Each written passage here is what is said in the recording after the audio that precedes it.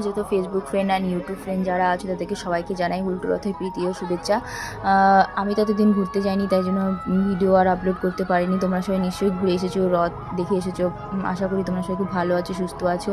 আমিও এই একটা দিন গিয়েছিলাম, তো একটা দিন গিয়ে আমি একটু ঘুরে আসলাম, সবার সাথে একটু ফুল এনজয় করে আসলাম মেলার। তো মেলার এই মজাটা খুব আনন্দই আলাদা সবার সাথে যাওয়ার।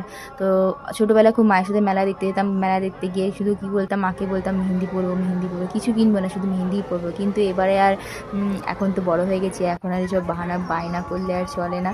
তো যাই হোক, মাসিদের সাথে গিয়েছিলাম, মাসি দাদা বৌদিদের সাথে গিয়েছিলাম, তো ভালোই ঘুরলাম মেলা। আর জিনিসপত্রের যা দাম, আকাশ ছোঁয়া দাম, বাপরে বাপ, জিনিসপত্র কেনাই যাবে না এরকম দাম।